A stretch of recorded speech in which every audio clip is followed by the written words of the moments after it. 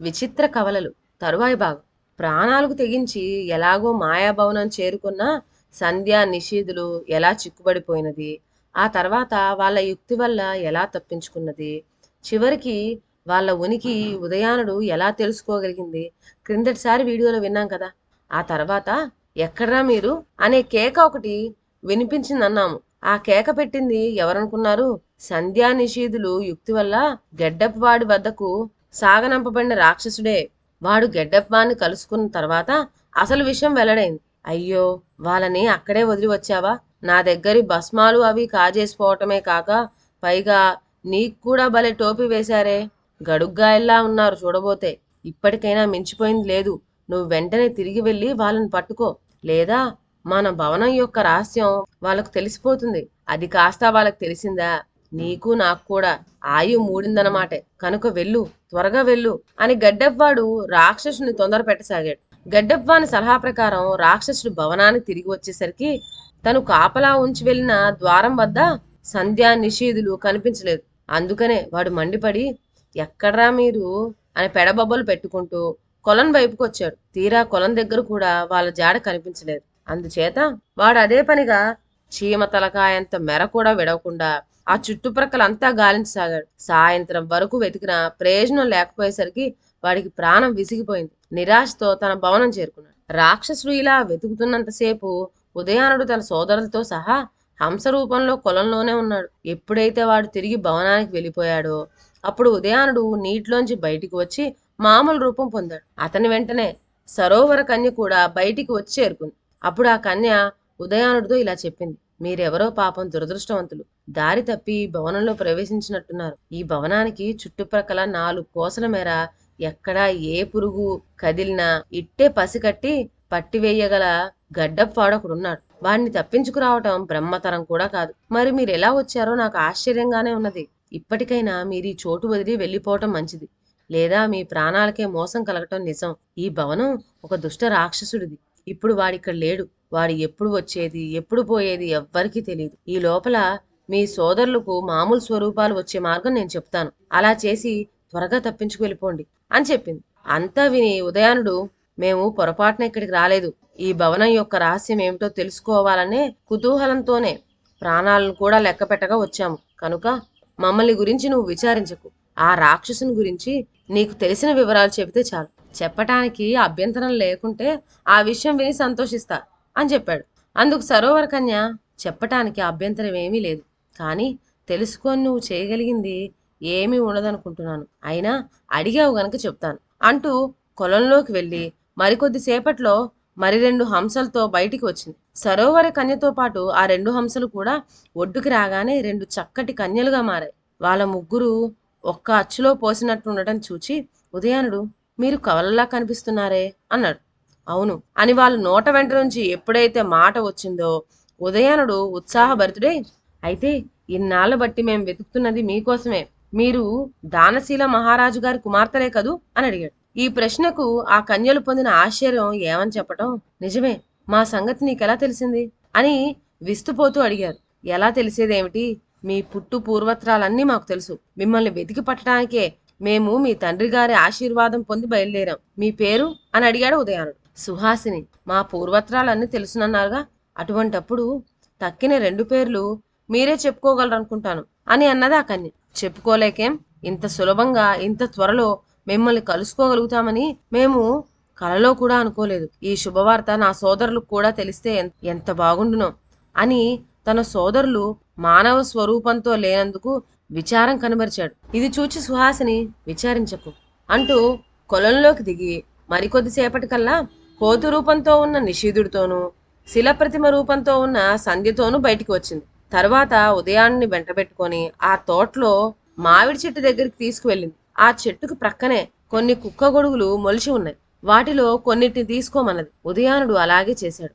తరువాత మరికొంత దూరం తీసుకుపోయింది. అక్కడ ఒక రాక్షస విగ్రహం ఉన్నది. ఆ విగ్రహం నోట్లోంచి నీరు ప్రవహిస్తోంది. ఆ నీరు కొంత తీసుకోమన్నది. అలాగే ఒక ఆకుతో దొన్నె చేసి ఇవ్వగా ఉదయానుడు దాంట్లో ఆ నీరు నింపుకున్నాడు. వీటితో సహా వాళ్ళు తిరిగి కొలను వద్దకు చేరుకున్నారు. అప్పుడు సుహాసిని ఆ కుక్క గొడుగులను కోతికి పెట్టమన్నది. అలాగే చేసేసరికి కోతి రూపం పోయి నిషీధుడికి తిరిగి మామూలు రూపం వచ్చింది. తరువాత దొన్నెతో తెచ్చిన నీరు శిలాప్రతిమకు రాచేసరికి సంధ్యకు మామూలు రూపం వచ్చేసింది. అప్పుడు ఉదయానుడు ఆ కన్యలను తన సోదరులకు చూపుతూ, చూచారా చిత్రం, మనం ఎవరి కోసం వెతుకుతున్నామో ఆ రాజకుమార్తెలే వీరు, కనుక మనం వచ్చిన పని అయినట్లే.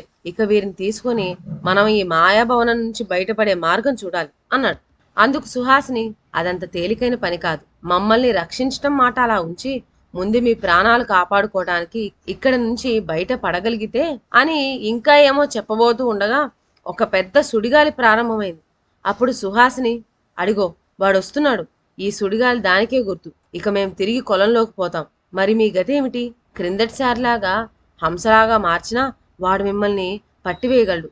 మరి ఎలా తప్పించుకుంటారో జాగ్రత్త అని చెబుతూ సుహాసిని తన చెల్లెలతో సహా కొలంలోకి పోయింది. వెంటనే ఉదయానుడు తన వద్ద ఉన్న తెల్ల భస్మం తనపైన సోదరులపైన చల్లాడు. వెంటనే వాళ్ళు మాయమైపోయారు. మరికొద్దిసేపటికల్లా సుడిగాలి తగ్గిపోయింది. ఆ వెంటనే ఒక బ్రహ్మాండమైన గద్ద కొలను ఒడ్డును వచ్చి వాలింది. కానీ చిత్రం, ఒడ్డున వాల్తూనే దానికి గద్ద రూపం పోయి ఒక భయంకరమైన రాక్షస ఆకారంతో నిలబడింది. ఆ రాక్షసుడు అలా నిలబడగానే కొలంలో ఉన్న హంసలన్నీ రెక్కలు రెపరెపా కొట్టుకుంటూ వచ్చి బారులు తీర్చి ఒడ్డు దగ్గరగా నీటిలో నిలిచినాయి. రాక్షసుడు ఒక్క క్షణం సేపు వాటి వంక పరీక్షగా చూచి ఆ వెంటనే తిరిగి గద్ద రూపంలో రివ్వున ఆకాశ మార్గాన వెళ్ళిపోయాడు. ఇదంతా జరిగేటప్పటికి బాగా చీకటి పడింది. ఉదయానుడు తన భస్మం సహాయం వల్ల తనకు సోదరులకు మామూలు స్వరూపాలు తెప్పించుకున్నాడు. అప్పటికి 3 రోజులైంది వాళ్ళు తిండి తిని. అందువల్ల ముందుగా తన దగ్గర ఉన్న తువ్వాల సహాయంతో పళ్ళు ఫలాలు సృష్టించుకొని పొట్టలు నింపుకున్నారు. తరువాత కవలకన్యలు తిరిగి బయటికి వస్తారేమోనని కొంతసేపు ఎదురు చూచాడు. కానీ ఎంతసేపటికి వాళ్ళు రాకపోయేసరికి ఇక ఆ రాత్రికి ఎలాగో అక్కడే గడపవలసి ఉంటుందని నిశ్చయించుకున్నారు.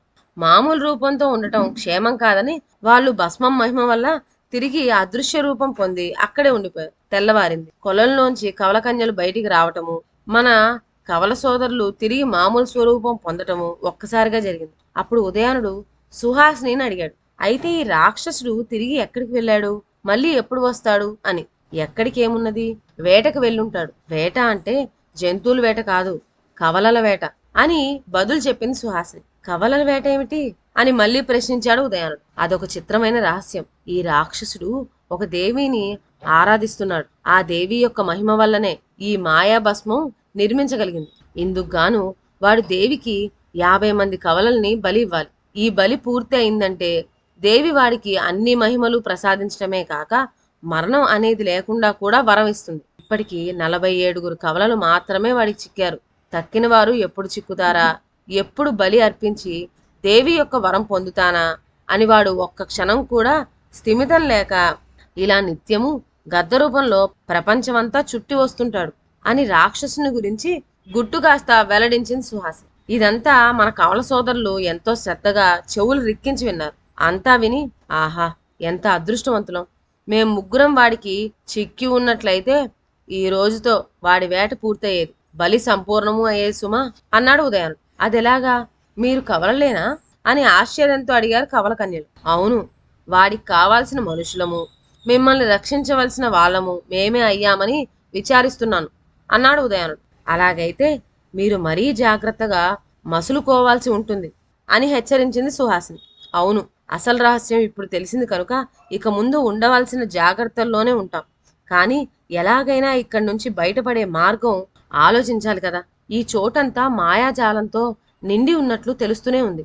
అందువల్ల ఇక్కడి నుంచి బయటపడటంలో మనం ఎదుర్కోవాల్సిన కష్టాలు ఏముంటాయో తెలియజేస్తే వాటికి తగిన ఉపాయం ఆలోచిస్తాం అన్నాడు ఉదయానుడు. అందుకు సుహాసిని, అన్నింటికన్నా ముఖ్యమైన విషయం ఒక్కటే ఉన్నది. అది ఏమిటంటే మీరు ఆ రాక్షసుడి కంటపడకుండా వాడి భూగృహంలో ప్రవేశించగలిగితే సరి అన్నది.